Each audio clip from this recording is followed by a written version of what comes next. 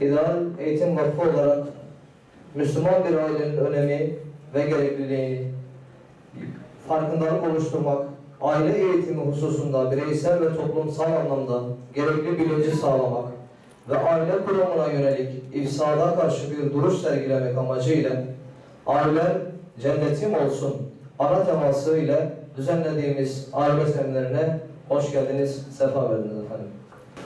أعوذ بالله من الشيطان الرجيم بسم الله الرحمن الرحيم فاذكروني أذكركم واشكروا لي ولا تكفرون.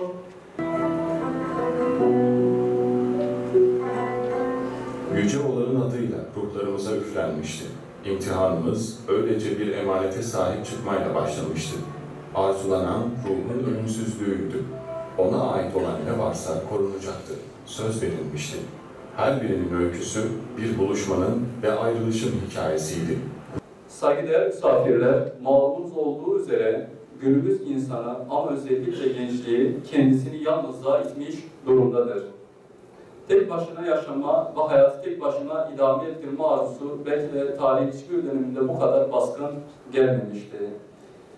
Bu isteğin altında belki de kimsenin gözetimi altında olmamak, eleştirisi ve hiçbir şeyin sorumluluğunu üzerine almama hissinin baskın geldiğini görebiliriz.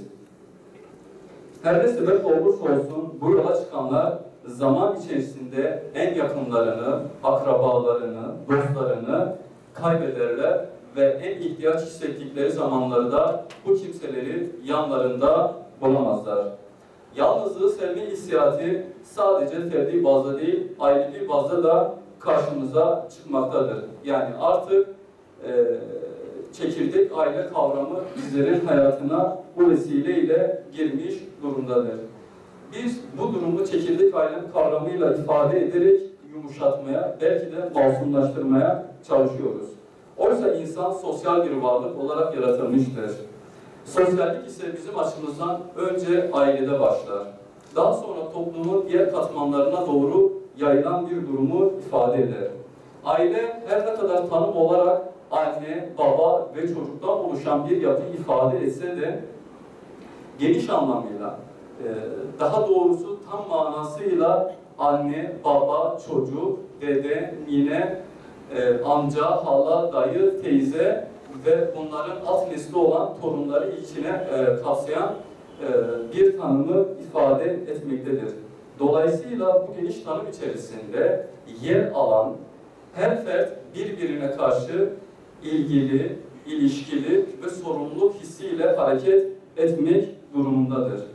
Günümüzde iş, meslek, hayat şartları, tayinler ve benzeri sebeplerle çekirdek aile modeli aramızda yaygınlık göstermiş durumdadır. Bu durum akrabalık ilişkilerine yansımış durumdadır. Özellikle baktığımızda ailelerimizin büyükleri olan babaanneler, nineler yani büyük anneler ve büyük babalar sadece tatillerde hatırlanan birer figür haline gelmiş durumdadır. Bu durum hayatının son demlerini yaşayan pir fanilerimiz için hakikaten ciddi bir durumu ifade etmektedirler. Bu insanlar hayatlarının son demlerinde çocuklarını, evlatlarını, torunlarını yanlarında görme arzusundadırlar. Bir müşkül duruma düştüklerinde bunlardan destek ve kuvvet alma arzusundadırlar. Ve bunları yanlarında göremeyince de ciddi bir boşluk içerisinde bulunmaktadırlar. Peki bu durum sadece büyük anneler ve büyük babalar için mi bir sorundur? Kesinlikle hayır. Bu durum çocuklar ve torunlar açısından da ciddi bir sorunu ifade etmektedir. Büyük anneleriyle, büyük nineleriyle vakit geçirmeyen çocuklarımızda gözlemlediğimiz en önemli problemlerden biri merhamet duygularında ciddi bir törpülenme olduğunu görüyoruz. Çocuklarına yani anne babalarına hürmet etmeyen aslında nesil yarın yardıma muhtaç kalacak duruma geleceklerdir. Çünkü o çocuklar babaannelerine, ninelerine, dedelerine dokunmadıkları için onların da hayatına dokunacak kendi hayatlarına dokunacak nesilleri aslında yetiştirmemektedirler. Günümüz dünyasında çekirdek aile durumu zorunlu baş göstermiş ve geniş aile ile çekirdek aile arasındaki bağlar olabildiğince zayıflamış durumdadır. Bu durumu ortadan kaldırabilmek için aslında günümüzün teknolojisini gerekirse kullanmak gerektiğini ifade etmek durumundayız. Yani biz fiziki mesafeleri olabildiğince kısaltma yönünde büyük bir çaba içerisine gireceğiz. Eğer bunların mümkün olmadığı zamanlarda ise telefonlar belki de bunun için icat edilmiştir. İletişim kurma yöntemiyle. Özellikle babalarımızı, annelerimizi ve çocuklarımız dedelerini ve ninelerini mümkün olduğunca günlük değilse de birkaç günde bir muhakkak arayıp iletişim kurmaları gerektiğini ifade edebiliriz. İdeal Eğitim Vakfı olarak aile fertleri arasındaki münasebetleri canlı tutmak, sıla-i rahmi toplumun gelenini yaymak, yaşlılarımızın evlatları tarafından gösterilecek yakın ve sıcak ilgiyle gönülleri hoş tutmak ve akrabalığın dinimizdeki yerini ve önemini gözler önüne sermek için bu semineri düzenliyoruz. İstifade edilmesi ve amacına ulaşması için Rabbimize duacıyız. Esselamu Aleyküm ve Rahmetullahi ve Berekatuhu. Evet, biz Müslüman bir toplum olmamız hasebiyle bir de örfümüzde ve adetimizde akrabalık hukuku var olması hasebiyle çok da kötü bir durumda belki değiliz. Yani bir taraftan elhamdülillah Müslümanız. Dinimizin bize emrettiği, tavsiye ettiği hususlar var. Diğer taraftan da geleneğimizde, örfümüzde, adetimizde akrabalık hukuku vardır. Yani bunun için ne kadar da şükretsek azdır. Yani şu manada geleneğimiz, adetlerimiz, örfümüz dinimizle farklı değil. Dinimizle barışıktır. Bu manada güzel bir geleneğimiz var. Fakat öyle görülüyor ki gitgide bizde de bu hassasiyet azalıyor. Yani Avrupa tarzı yaşam, Batı tarzı yaşam kısmen de olsa bize doğru da gelmeye başlandığı için, bu tehlike belki de sezildiği için o konular hatırlatılmak isteniliyor. İnşallah faydalı olacaktır. Şimdi tabii çekirdek aile veyahut geniş aile kavramları kısaca söylemek belki gerekir. Yani çekirdek aile dedikleri aslında kişi evlendiği zaman eşidir ve varsa çocuklardır. O kadar, yani başka da bir şey yoktur. Geniş aile ise tabii eşle beraber, çocukla beraber anne babanın devrede olduğu ve diğer akrabaların da devrede olduğu aileler kastediliyor. Tabii biz hem aile boyutunu konuşacağız ama daha çok belki sıla-i rahim, akraba ilişkilerini konuşacağız inşallah. Şimdi peki biz hangisini tavsiye ediyoruz desek herhalde anlaşılır, yani daha çok geniş aile. Fakat geniş aile derken illa da beraber yaşama, aynı evi paylaşma, aynı odayı paylaşmak diye de anlamamak lazımdır. Yani diyelim ki gençler evlendi, evini ayırdı ama alakasını kesmemesi lazım. Büyükleriniz sormaya devam etmesi lazım. Olabilir, belki evini ayırmıştır. Bu normal karşılanabilir. Fakat evini ayırdığı gibi alakasını, ilişkisini kesmemesi gerekiyor. Belki de istenilen mesele bu.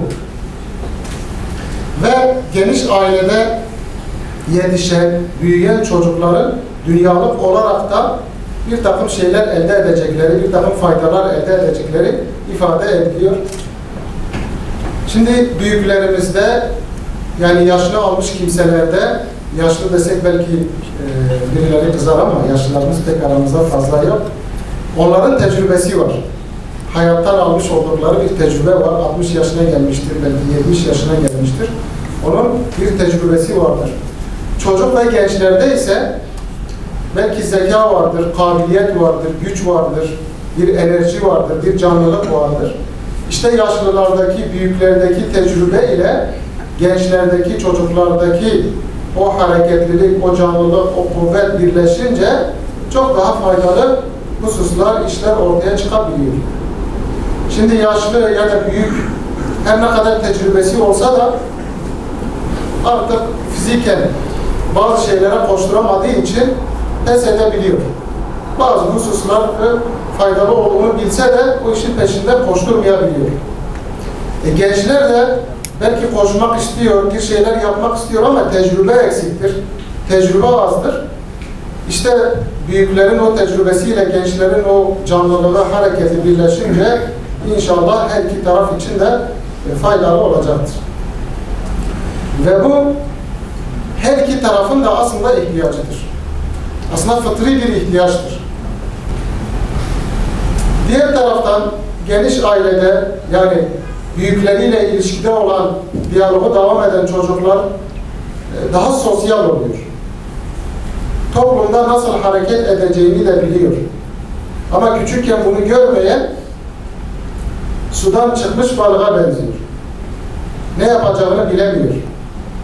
Yani diyelim ki bir taziyesi oluyor, gelen misafirleri dahi nasıl karşılayacağını bilmiyor. Bir düğünü oluyor, misafirlerle nasıl diyalog kuracağını bilmiyor. Belki zekidir, belki akıllıdır, belki akademik olarak bir başarısı da vardır. Dersleri gayet iyi olabilir ama sosyal olarak iyi değildir. İnsanlarla diyalog kuramıyor. İşte büyüklere saygı gösterilmesi gerektiğini bilmiyor.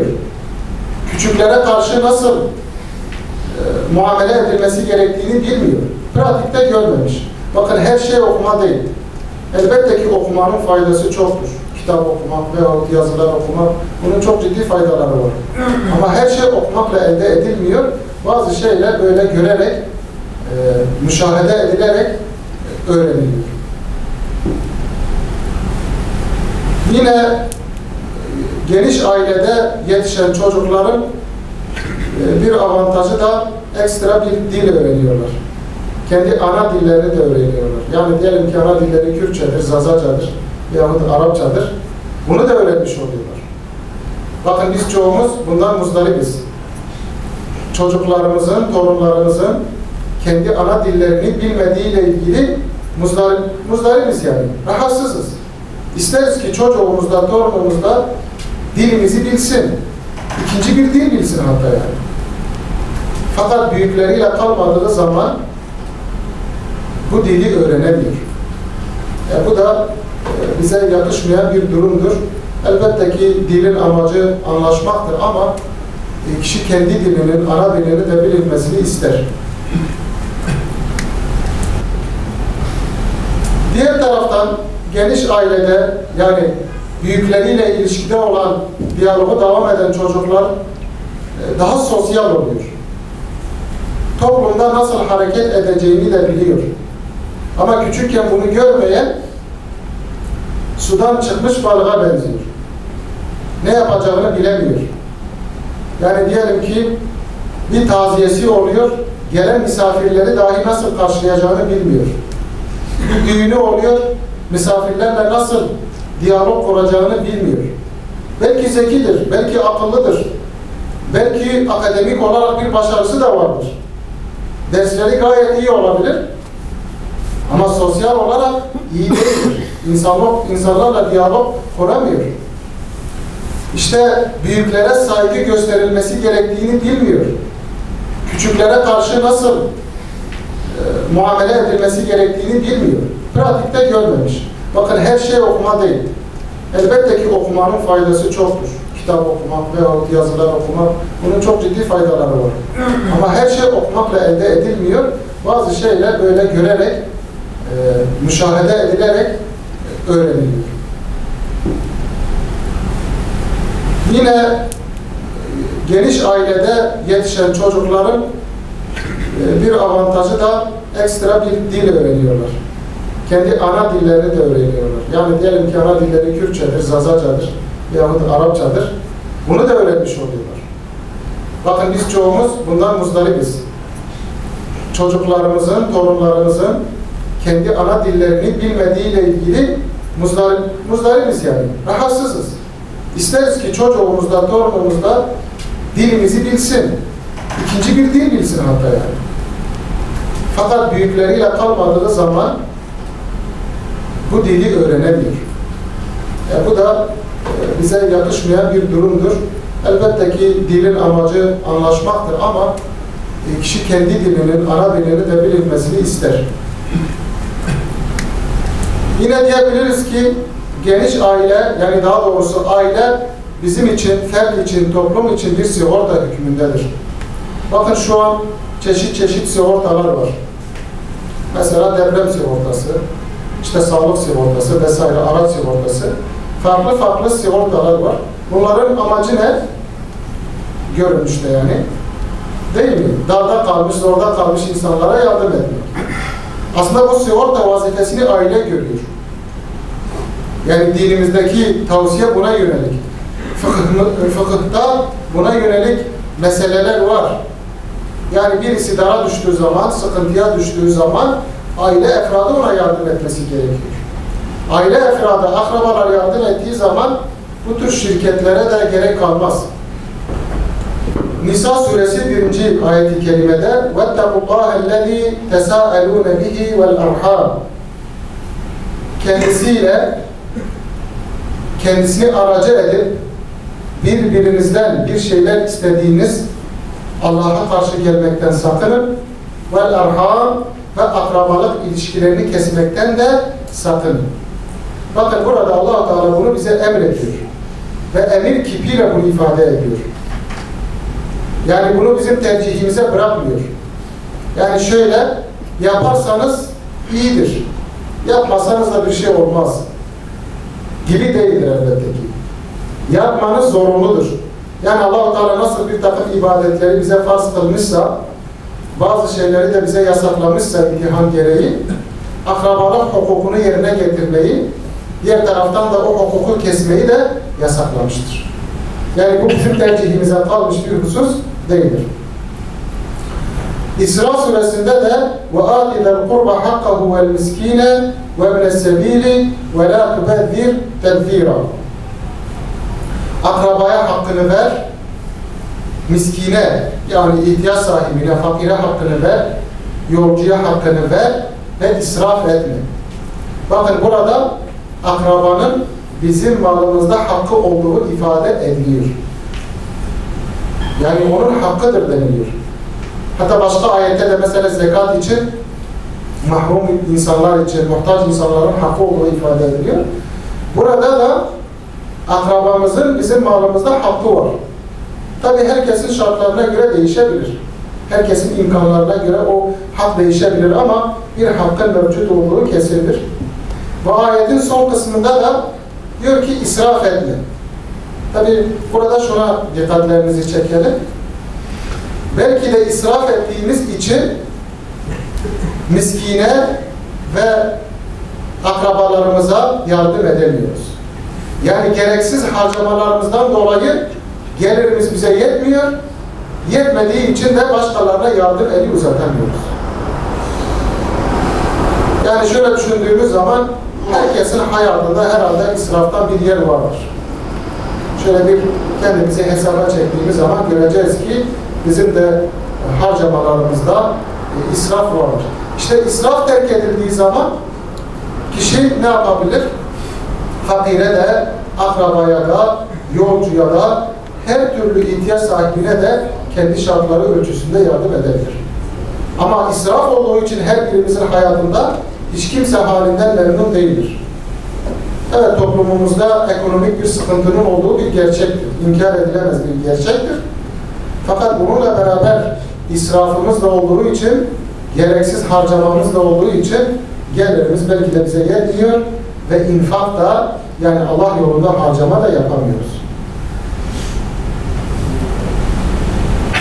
Şuara suresinde de وَاَنْذِرْ عَشِيرَتَكَ الْاَقْرَب۪ينَ Allah-u Teala Peygamber Efendimiz Aleyhisselatü Vesselam'a hitaben yakın akrabanı uyar diyor. Tabi hitap Peygamber Efendimiz Aleyhisselatü Vesselam'a olsa da aslında hepimiz için geçerli bir emirdir. Yani bilirsiniz bu ayet Peygamber Efendimiz Aleyhisselatü Vesselam'ın risaletinin ilk dönemlerinde indirilmiş bir ayettir. Allah-u Teala Peygamber Efendimiz'e tebliğ vazifesi verince, insanları dine davet etme vazifesi verince işe akrabadan başlaması gerektiğini ifade ediyor. Bakın bir önceki ayet belki maddiyatla ilgiliydi. Fakat bu ayet de dini tebliğle ilgilidir. Dini anlatmakla ilgilidir. Sürekli birbirimize söyleriz, hatırlatırız. dini yaşamak yetmiyor, tebliğ etmek gerekiyor. El-Hak da öyledir, olması gereken de öyledir. Davet etmek gerekiyor, çağırmak gerekiyor, anlatmak gerekiyor. İşte dini anlatacağımız kimselerin başında akrabalarımız gelsin. Yani bir liste çıkaracaksak, dini anlatmak için, ilgilenmek için, o listenin başına muhakkak akrabalarımız gelsin. Yani demiyoruz ki akrabalarımız dışında kimseye gitmeyelim ama akrabalarımıza da gidelim. İlk olarak onlara gidelim. Akrabamız bizi kabul ederse, bizi samimi bulursa, bizi gerçekçi bulursa, diğer insanlar da eminim ki bizi kabul eder, söylediklerimize kulak verir. Tahrim suresinde de ya eyyühellezine amenu ku enfusakum ve ehlikum naran ve kuduhen nas vel hicare. Ey iman edenler, kendinizi ve ailenizi yakıtı insanlar ve taşlar olan cehennem azabından, cehennemden koruyun. Bakın burada tabi ilk önce kendinizi, sonra ailenizi koruyun deniliyor. Çünkü kişi kendisini koruyamadan başkasını koruyamıyor. Yani biz namaz kılmazsak, tabi sizleri tenzih ederim, çocuklarımıza, ailemize, akrabamıza namaz kıldırtamayız. Kendimiz Kur'an okumazsak, Kur'an'ın okumanın önemini birisine anlatamayız. İşte kendimiz infak etmezsek, yardım etmezsek başkasına yardım etmenin önemini anlatamayız. Anlatırız ama etkisi olmaz, faydası çok az olur. Onun için kendinizi ve ailenizi koruyun ve yine Allah-u Teala burada bize emrediyor.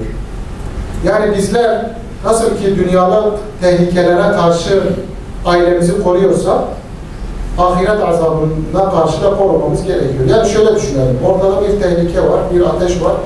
Göz göre göre evladımız o ateşe girse, akrabamız girse herhalde kabul etmeyiz. Böyle kolundan tutar çekeriz. Gerekirse zorla tutmaya çalışırız. Deriz ki yani nasıl oluyor da ateşe girirsin? Sana zarar verir. Ama akrabamız, ailemiz göz göre göre cehennem ateşine doğru gidiyor. İşte aynı gayret ve çabayı ahiret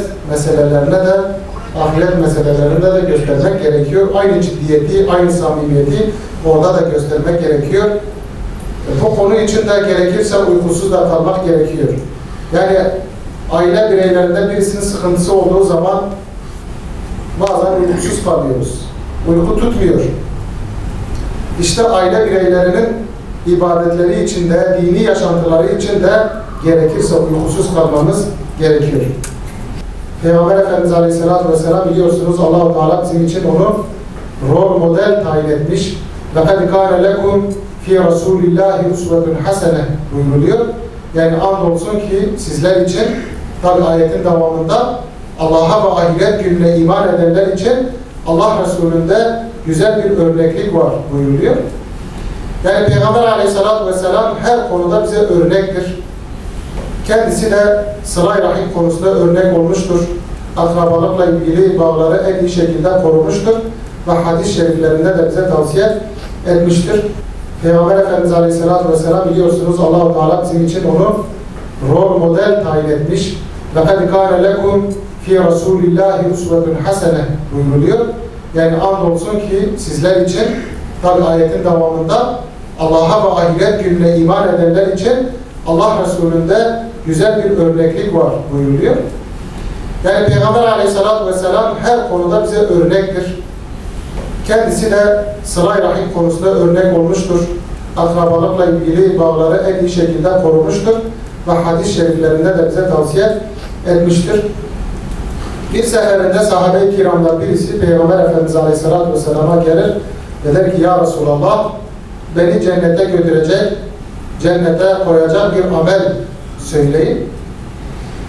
Peygamber Efendimiz Aleyhisselatü Vesselam der ki Allah'a ibadet edersin, ona hiçbir şey ortak koşmazsın, zekatı verirsin, namazı kılarsın ve sıla-i rahmi yerine getirirsin, o zaman cennete girersin. Bakın Peygamber Efendimiz Aleyhisselatü Vesselam cennete girme yollarından bir tanesi de sıla-i rahim olarak gösteriyor. Tabi burada şunu da ifade edeyim, sahabe-i kiram her türlü sorusunu Resulullah Aleyhisselatü Vesselam'a soruyor. Bu da onların aslında samimiyetlerini gösteriyor. Yani cennete girmeyi gerçekten istiyorlar. Cehenneme girmemeyi gerçekten istiyorlar. Yani sorularında da bu anlaşılıyor. Yani bazen kendimizi sorgulamamız gerekiyor. Acaba gerçekten de cennete girmek istiyor muyum? Yani dünyanın zevkleri mi, cennet mi yani? İşte dünya zorlukları mı, cehennem zorlukları mı? Bazen kendimizi böyle sorgulamamız gerekiyor. Sahabe-i kiram samimiyetlerinden olacaklar ki sürekli Peygamber Aleyhisselatü Vesselam'a böyle sorular soruyorlar. Yani bize bir nasihat et, bir şeyler söyle, biz onu yapalım ve Allah'ın izniyle cennete girelim. Ve Peygamber Efendimiz Aleyhisselatü Vesselam da tabi onun durumuna göre ona tavsiyede bulunuyor. İşte bu sahabeye de bazı ibadetlerin yanında sıla-i rahmi tavsiye ediyor. Peygamber Efendimiz Aleyhisselatü Vesselam yine başka bir hadisinde de diyor ki sıla-i rahim Rahman olan Allah'tan bir bağdır diyor. Bir alakadır. Kim ki sıla-i rahmi korursa Allah'la olan ilişkisini aslında korumuş olur. Allah'la olan ilişkisi devam etmiş olur. Ama kim ki o ilişkiyi keserse, o bağı koparırsa Allah'la olan ilişkisi, alakası kesilmiş olur. Tabi burada kardeşimiz, anlattı sunucu kardeşimiz, bazen şöyle durumlar olabiliyor. Biz gidiyoruz, karşıdaki gelmiyor. Biz soruyoruz, o sormuyor. Sıkıntıya girdiği zaman biz yardım ediyoruz, o yardım etmeyebiliyor. Ve biz de geri adım atabiliyoruz. Yani insanız, beşeriz. Bir iki iyilik yapıyoruz, karşılığını görmeyince vazgeçebiliyoruz. Bakın Allah-u Teala öyle değil tabii ki. Celle Celaluhu durumu çok çok farklıdır. İnsanların onca nankörlüklerine rağmen, inkarlarına rağmen bakın rızkı kesmiyor. Tamam, insanları nankör diye nitelendiriyor ama buna rağmen rızkımızı kesmiyor. Fırsat veriyor. Ama biz insanlar öyle değiliz. Birbirimize çok fazla fırsat vermiyoruz. Yani biz bir yaparız, iki yaparız, sonra bırakırız. Tabi böyle meseleler Peygamber Efendimiz Aleyhisselatü Vesselam döneminde de yaşanmıştır. Sahabe-i kiram şikayette bulunmuştur. Ya Resulallah, biz gidiyoruz, onlar gelmiyor. Biz soruyoruz, onlar sormuyor. Biz adım atıyoruz, onlar atmıyor. Bu minvalde Resulullah Aleyhisselatü Vesselam diyor ki tüm bunlara rağmen siz bu hukuku devam ettirmeye çalışın. Mağaren söylüyorum, mefhum açısından. Eğer karşıdakiler bu ilişkiyi devam ettirmezse zarar edenler onlar olur yani. Dolayısıyla biz bunu karşıdan bir beklenti içerisinde olarak yapmayacağız. Yani beklentiyle bu iş olmaz. Diyeceğiz ki Allah-u Teala emretmiştir, Peygamber Aleyhisselatü Vesselam tavsiye etmiştir. Ben de Müslümanım. Müslümanlığımın gereği olarak ben akrabalık hukukunu yerine getiririm. Elbette ki karşıdaki de aynı muameleyi gösterirse çok güzel olur. Derler yani nurun ala nur olur. Ama aynı muameleyi göstermese de biz mükafatımızı Allah-u Teala'dan elbette ki alacağız. Yani biz akrabalık hukukuna riayet edelim derken bunun zorlukları da var. Bunu da bilmemiz gerekiyor. Hevesimiz kırılabilir bir noktada. Yani biz aşkla, muhabbetle başladık. Dedi ki bundan sonra düzenli olarak akrabamı ziyaret edeceğim, gideceğim, soracağım, yardım edeceğim. Ama aynı karşılığı karşıdan görmeyince kişi soğuyabilir. Bu işin sıkıntıları da var. Bunu da bilmek lazım. Mükafatımızı ancak Allah-u Teala'dan beklememiz gerekiyor. Yine Peygamber Efendimiz Aleyhisselatü Vesselam diyor ki la yekunul cennete kâfi'un. Akrabalık hukukunu kesen, ilişkisini kesen diyor, cennete giremez. Yani cezasını çekmeden cennete giremez. Ya tevbe edip Allah-u Teala onu affetmeden cennete giremez. Yani biliyorsunuz bizim inancımıza göre mümin insan cehennemde ebedi kalmaz. Evet, günahları varsa cezasını çeker ama ebedi cehennem mümin için yoktur. İşte bu ifadede cennete giremez, alimlerimiz öyle yorumluyorlar. Yani cezasını çekmeden yahut tevbe edip Allah-u Teala onu affetmeden cennete giremez. Yani bunun bir cezası var. Başta dedik ya, bu bir tercih meselesi değil. Allah-u Teala'nın emridir. İlişki kesmek de haramdır. İşte bunun göstergesi bu hadis-i şeriftir. Kesen diyor, cennete giremez. Son hadis olarak da Peygamber Efendimiz Aleyhisselatü Vesselam diyor ki men sarrahu en yusete lehu fi rızkihi ve en yuse lehu fi ekserihi fel yasil rahimahu. Kim ki diyor rızkının genişlemesini istiyorsa, ömrünün de uzun olmasını istiyorsa akrabalık hukukuna dikkat etsin. Tabi ömrün uzun olması bereketli olması demektir. Rızkın da geniş olması yine bereketli olması demektir. Çünkü çoğu zaman iktisatlı davranan birçok kişi az bir gelirle hayatını idame ettirebiliyor, haline şükrediyor ve gerekli yerlerde infakını da yapıyor. Yani ihtiyaç sahiplerine yardım elini de uzatıyor. Fakat birçok kişi de geliri daha fazla olmasına rağmen kendisine yetmiyor, bırakın yardım etmeyi, infak etmeyi, kendisi halinden şikayetçi. Demek ki önemli olan işin bereketidir. Ömür konusunda da böyle. Bakın, nice alimler var, ciltlerce, onlarca cilt, belki yüzlerce cilt kitap yazmışlardır. Bakıyorsunuz ki hayatı 40 sene, 50 sene. Böyle verimli geçmiş hayatları. Ama diğer taraftan 100 yıl yaşayıp da ne kendisine ne topluma faydası olmayan insanlar da mevcuttur. Demek ki mesele ömrün bereketli olmasıdır, rızkın da bereketli olmasıdır ve Peygamber Efendimiz Aleyhisselatü Vesselam da bunu akrabalık hukukuna bağlıyor. Peki neler yapılabilir? Birkaç dakikada bunları söyleyip toparlayayım inşallah. Madem ki Allah-u Teala emrediyor, Peygamber Aleyhisselatü Vesselam da emrediyor. Bakın bazen alışık olduğumuz bir ifade var. İşte Allah emrediyor, Peygamber de tavsiye ediyor. Aslında Peygamber Efendimiz de emrediyor yani. Peygamber Efendimiz Aleyhisselatü Vesselam yani tavsiye ediyor derken yapmasak da onun gibi bir algılama olmaması lazım. Çünkü Peygamber Efendimiz Aleyhisselatü Vesselam da ona da itaat etmemiz gerekiyor. Onun sözleri de bizim için bağlayıcıdır. Evet, madem ki Allah dedik emrediyor, Peygamber Aleyhisselatü Vesselam da emrediyor, o zaman bize düşen şöyle bir kendimize hesaba çekmemizdir. Acaba neler yapabilirim? Veyahut eksiklerim nelerdir? Hangi konuda eksiğim var? Aile konusunda eksiğim var mı? Anne baba konusunda veyahut diğer akrabalar konusunda eksiğim var mı yok mu? Herkesin problemi farklı olabilir bakın. Herkesin sıkıntısı farklı olabilir. Kimisinin diyelim ki anne babasıyla arası çok iyidir ama kardeşleriyle, diğer akrabalarıyla diyelim ki ilişkisi iyi değildir. Kimisinin kardeşleriyle iyi veyahut akrabalarıyla diyaloğu var ama öz anne babasıyla diyaloğu yok. Bu manada herkesin problemi farklı olabilir. Herkes böyle kendi şartlarını, durumlarını düşünebilir.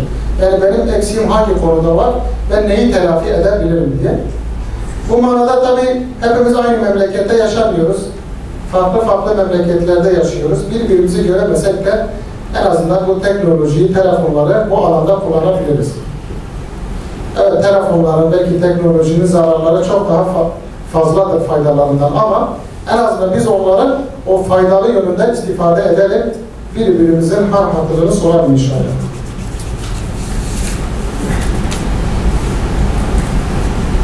Tabii akrabalarımızla hukukumuzu devam ettirelim derken anne babamızı özellikle unutmamak lazım. Bakın Allah-u Teala'dan sonra en çok üzerimizde hakkı olanlar anne babalarımızdır. Çünkü dünyaya gelişimize vesile onlar olmuşlardır. Bir takım konularda anlaşamasak da Allah-u Teala'dan sonra alimlerimiz böyle ifade eder. En çok hakkı üzerimizde olanlar anne babalardır. Ve çocuklarımız büyüklere hürmet etmeyi bizden öğrensin. Bakın zaman zaman şikayetçi oluruz. İşte şu anki nesil hürmet bilmez, saygı bilmez deriz. Aslında çocuklar, gençler hürmet ve saygıyı bizden öğrenir. Büyüklerden öğrenir, anne babadan öğrenir, abilerden öğrenir. Biz pratikte bunu gösterirsek çok anlatmamıza da belki gerek kalmaz. Son olarak şunu ifade edeyim. Çok yormayayım sizi inşallah. çocuklarımızı da tanıştıralım. Yani çocuklarımız akrabalarımızı tanısın, amcalarını tanısın, dayılarını tanısın, teyzelerini tanısın, halalarını tanısın, çocuklarını tanısın, aşiretini bilsin. Bunun bir zararı yok. Çünkü gitgide dedik ya, insanlar birbirinden uzaklaşıyor, birbirini tanıyamıyor. Böyle bir problemle karşı karşıyayız. İşte bizlere düşen bu konuda öncü olmaktır, rehber olmaktır.